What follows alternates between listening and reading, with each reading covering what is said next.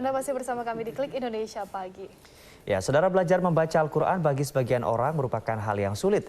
Namun karena tulisan dan bahasanya dari Arab. Dan faktanya tidak sedikit usia balita yang sudah mampu membacanya. Ya, dan juga hal yang sama dialami para manula yang baru mulai belajar sehingga terbebas dari buta aksara Al-Quran. Lantas apa kiat-kiat untuk mudah membaca Al-Quran? Kita akan membahasnya bersama dengan Bapak Baitir Rohman yang telah hadir di Studio 4 TVRI. Selamat pagi Pak Rohman. Selamat pagi. Assalamualaikum. Waalaikumsalam warahmatullahi wabarakatuh. Baik, Pak, kita langsung saja membahas terkait dengan kiat-kiat belajar Al-Quran ini sendiri. Sebetulnya mudah atau tidak sih Pak belajar Al-Quran itu, terutama bagi pemula yang tidak biasa dengan bahasa Arab begitu Pak? Baik, bismillahirrahmanirrahim. Alhamdulillahirrabbilalamin. Wassallallahu ala sayyidina Muhammadin wa ala alihi wa sahbihi ajma'in. Pertanyaan tadi sebetulnya sudah dijawab oleh Al-Quran di dalam surat Al-Qamar ayat ke-17. Walaqad yassarna al-Qur'ana lidzikri fahal mim mudzakir. Dan sesungguhnya kami sudah memberikan kemudahan untuk membaca Al-Quran lidzikri sebagai sesuatu yang bisa dipelajari dengan mudah bagi orang-orang yang memiliki keinginan yang kuat. Ini artinya bahwa Allah sudah memberikan jaminan kepada siapapun di usia berapapun ketika dia memiliki kesungguhan dan keinginan kuat untuk belajar Al-Quran, insya Allah diberikan kemudahan. Tentu syaratnya adalah ada kesungguhan dan keseriusan, upaya yang dilakukan terus harus lebih maksimal. Itu adalah sebagai jaminan bagi kita, bagi siapapun yang ingin belajar Al-Quran, Allah sudah jamin kemudahannya. Begitu kira-kira. Ya, baik Pak Rohman, apakah faktor usia juga menentukan untuk kemudahan dalam belajar Al-Quran, misalnya untuk anak-anak ataupun juga orang dewasa? Ya, kita memang tidak bisa memungkiri terkait dengan usia, bahwa usia dewasa itu adalah sudah pikirannya sudah banyak terbebani dengan hal-hal lain ya. Hal-hal yang bersifat yang bisa ya sedikit menghalangi ya dalam upaya untuk belajar Al-Quran. Tetapi sebetulnya itu bukan juga menjadi penghalang utama ya. Karena apa? Karena kalau dengan keseriusan, kesungguhan di usia berapapun ketika belajar Al-Quran, insya Allah itu akan lebih mudah. Karena apa? Karena hanya dengan usaha yang sungguh-sungguh keberhasilan itu bisa diraih. Walikuling darajatum mimma amilu. Dan sesungguhnya kesuksesan itu adalah bisa dicapai dengan bima amilu, dengan upayanya, dengan keseriusannya. Artinya bahwa usia-usia manula atau usia dewasa itu yang penting adalah keseriusan dan kesungguhan dalam berkeinginan untuk mempelajari Al-Quran. Mungkin ketika anak usia balita misalnya kan, usia balita itu memang lebih cepat ya untuk apa? Untuk merespon ya. Belajar Al-Quran itu terutama dalam pengucapan huruf, pengucapan kata yang ada dalam Al-Quran. Memang ada perbedaan. Kita tidak bisa memungkiri terkait dengan usia ini. Kira-kira begitu, Pak. Baik, artinya memang apabila ada kesungguh-sungguhan begitu ya Pak, walaupun Al-Quran ini sendiri terdiri dari bahasa Arab begitu, akan diberikan kemudahan begitu ya Pak. Ya, betul. Nah, Pak, Al-Quran ini kan terdiri dari 30 juz dan juga 114 surat ya. Nah, sebaiknya dari mana Pak kita tuh memulai untuk membaca Al-Quran ini sendiri awalnya untuk pemula begitu Pak? Sebetulnya kan tidak ada ketentuan harus dari mana ya kan kita memulai belajar Al-Quran. Tetapi yang paling mudah adalah faqra'u ma tayassara minal Qur'an. Bacalah Al-Quran, pelajari Al-Quran dari sesuatu yang paling mudah. Kalau misalnya bagi pemula, maka yang paling mudah adalah ayat-ayat pendek, ya kan, kemudian surat-surat pendek, kemudian yang paling penting adalah mengenal terlebih dahulu huruf-huruf hijaiyah, huruf-huruf yang ada di dalam Al-Quran. Nanti setelah mengenal huruf-huruf yang ada dalam Al-Quran, nanti langsung mengenal kata-kata yang dalam Al-Quran. Jadi kalau kita dari 114 surat, kemudian 30 juz itu, yang mana kita harus memulai itu? Sebetulnya tidak ada ketentuan yang pasti. Itu tergantung dengan metode yang akan diambil oleh seorang guru dalam mengajarkan Al-Quran kepada anak-anak didiknya. Begitu, Pak. Ya, kalau kita melihat juga untuk kesungguhan belajar Al-Quran, apakah menjadi salah satu faktor pemicu untuk seseorang bisa memahami lebih cepat terhadap Al-Quran? Ini menjadi faktornya adalah guru ngajinya begitu, pemilihan guru ngaji yang tepat Pak? Artinya gini, bukan hanya pemilihan guru mengaji, tetapi metode yang digunakan oleh guru ngaji itu adalah sesuatu yang juga membantu seseorang dalam memberikan kemudahan membaca Al-Quran. Ya. selain membaca Al-Quran kan kita juga harus bisa memaknai Al-Quran, kemudian memahami, kemudian yang paling penting adalah implementasi ya daripada ajaran-ajaran Al-Quran itu sendiri. Nah, memilih guru yang tepat itu juga penting bagi kita. Karena apa? Karena memang ada guru-guru ya yang memiliki keahlian di dalam pembacaan Al-Quran, di dalam pengetahuan Al-Quran, tetapi ada metode yang kurang mungkin ya kurang tepat diberikan kepada peserta didik. Artinya bahwa menggunakan metode yang tepat itu adalah kita melihat dulu peserta didik ini seperti apa. Nah, kalau kita sudah mengobservasi peserta didik dalam baca Al-Quran, insya Allah guru juga akan dapat memberikan metode yang terbaik untuk anak-anak didik mereka dalam mempelajari Al-Quran. Baik, berarti memang kriteria dari guru ngaji ini sendiri memang harus memahami metodenya, begitu Betul. ya Pak, yang paling penting. Nah, selain perseorangan, ini kan ada juga lembaga-lembaga Pak, seperti majelis taklim atau pesantren yang melayani juga pembelajaran Al-Quran. Nah, menurut Pak Ustadz sendiri sebaiknya seperti apa belajarnya itu dan di mana begitu? Ya. Belajar Al-Quran itu bisa melalui individu ustadz, ya. Bisa juga melalui misalnya lembaga-lembaga yang pesantren atau majelis taklim atau lembaga-lembaga yang sudah disediakan oleh pemerintah.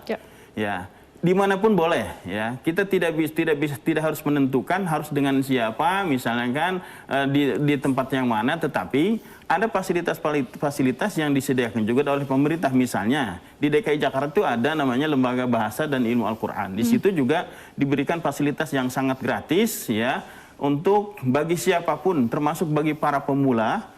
Bagi orang-orang yang sudah misalnya membaca Al-Quran secara tartil bagus, di situ disediakan fasilitas untuk misalnya membaca Al-Quran. Ya, belajar dari tingkat dasar sampai tingkat mahir. Ya.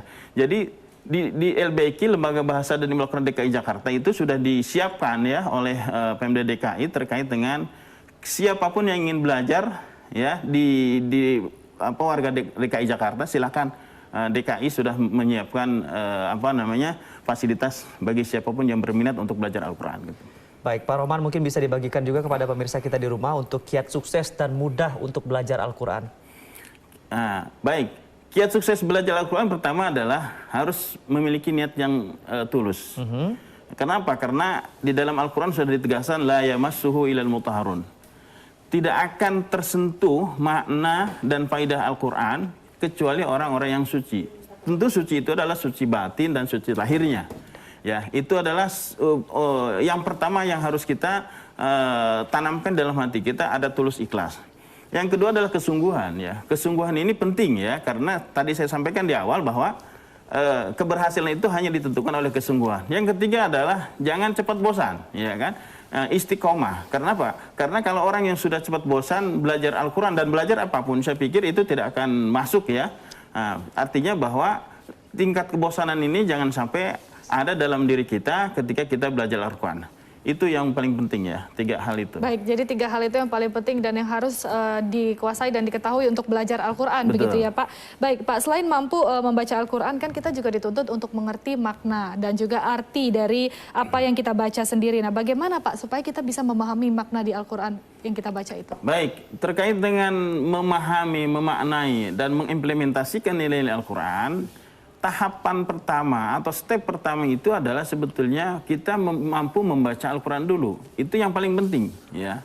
Yang kedua, nanti kalau sudah kita sudah lancar membaca Al-Quran, sudah mahir, nanti kita akan berangkat menuju namanya memaknai secara harfiah, secara letterlek ya gitu. Kemudian nanti setelah memahami, nanti kita akan merenungi nilai-nilainya. Jadi ada tahapan-tahapan yang memang ya bahwa Al-Quran itu kita tidak bisa langsung memahami Al-Quran kalau kita tidak mampu juga tahapan awalnya tidak dilewati. Artinya bahwa tahapan awal-awal itulah yang harus kita lewati, tentu dengan mampu dulu membaca Al-Quran. Nanti kita akan berangkat yang kedua, yaitu coba mengerti maknanya secara harfiah, kemudian memahami, kemudian merenungi, yang terakhir adalah bagaimana kita harus mengimplementasikan. Sebetulnya mengimplementasikan itu adalah ya kita harus lebih dulu mungkin berkonsultasi dengan ustadz-ustadz bagaimana kita bisa mengimplementasikan nilai-nilai Al-Quran ini ya. Karena kalau kita menunggu sampai kita paham tidak mengimplementasikan Al-Quran, maka itu pun menjadi sesuatu yang keliru ya. Kenapa? Karena kita ini sebagai orang muslim ya wajib untuk mengimplementasikan nilai-nilai Al-Quran. Maka kalau kita belum mampu untuk mengimplementasikan Al-Quran dan belum bisa memahami, maka kita bisa berkonsultasi, bertanya kepada orang-orang yang memang ahli di dalam ilmu Al-Quran. Begitu, Pak. Baik Pak Rohman, kami ingin juga mendengar apa saja yang harus dilakukan sebelum dan sesudah membaca Al-Quran. Mungkin salah satunya dengan cara mensucikan diri sebelum belajar Al-Quran. Silakan dibagikan Pak Rohman. Ya, artinya begini, mensucikan diri itu artinya kita la yamassuhu ilal mutahharun tadi. Bahwa kita tidak bisa ya menyentuh makna Al-Quran, tidak bisa menyentuh namanya faidah Al-Quran itu kecuali orang-orang yang memang suci lahir batin. Suci lahir itu adalah ditandai dengan misalnya berwudu. Bagi orang-orang yang mau membaca Al-Quran, mempelajari Al-Quran, insya Allah kalau dia sudah suci lahirnya dengan cara berwudu atau bersih dari hadas besar dan hadas kecil, itu akan lebih takzim kita menghormati Al-Quran sebagai kitab suci. Kemudian yang kedua adalah terkait dengan suci batin kita. Artinya bahwa suci batin itu adalah sesuatu yang memang tidak boleh ada yang mengganggu hati kita terkait dengan bisikan-bisikan yang ditimbulkan oleh setan ya. Jadi setan ini selalu mempengaruhi dan mengganggu orang-orang yang ingin mendekat dengan kalamullah, yang ingin mendekat dengan Al-Quran kitab suci. Nah itu artinya bahwa mensucikan lahir dan batin, mensucikan lahir dengan berwudu atau bersih dari hadas besar dan hadas kecil itu menjadi sangat penting bagi kita, bahkan wajib ya bagi sebagian ulama yang wajib kita ini sebelum menyentuh Al-Quran itu harus suci lahir. Kemudian bagaimana kita tidak bisa suci batin kalau tidak suci lahir dulu. Oleh karena itulah suci lahir menjadi penentu juga kita suci batin. Suci batin, baik. Terakhir Pak Rohman, sebentar lagi kan bulan depan ini bulan April kita akan memasuki bulan suci Ramadan begitu ya Pak Rohman, insya Allah ya. Biasanya kan ada semarak tadarus untuk menghatamkan Al-Quran. Nah sebetulnya apa Pak makna dari tadarus ini sendiri dan apakah boleh memang Pak menghatamkan Al-Quran itu beramai-ramai, bagaimana hukumnya Pak? Baik, nah ini insya Allah kita sebentar lagi akan melangkah ke pintu gerbang Ramadan ya, biasanya semarak dengan tadarus ya. Tadarus itu sebetulnya adalah membaca Al-Quran ya kan. Membaca Al-Quran itu mungkin ya sebagian orang berpikir bahwa tadarus itu harus hatam dari surat Al-Fatihah sampai Anas. Sebetulnya tidak seperti itu juga ya. Kalau kita memang bisa menghatamkan Al-Quran dalam satu bulan Ramadan misalnya beberapa kali atau satu kali lah misalnya, itu kan lebih bagus. Tetapi sebetulnya yang dituntut adalah bagaimana kita mengintensifkan ya, mengefektifkan interaksi kita dengan Al-Quran. Itu tadarus ya, mengintensifkan dan memperbanyak frekuensi kita untuk berinteraksi dengan Al-Quran.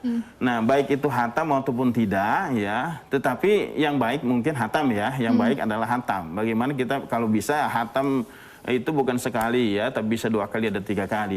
Tetapi bagaimana kita kalau hatamnya bisa bareng-bareng. Nah, kalau hatamnya bisa bareng-bareng karena bergantian membacanya misalnya per orang 1 juz atau mungkin per orang 1 halaman ya kan.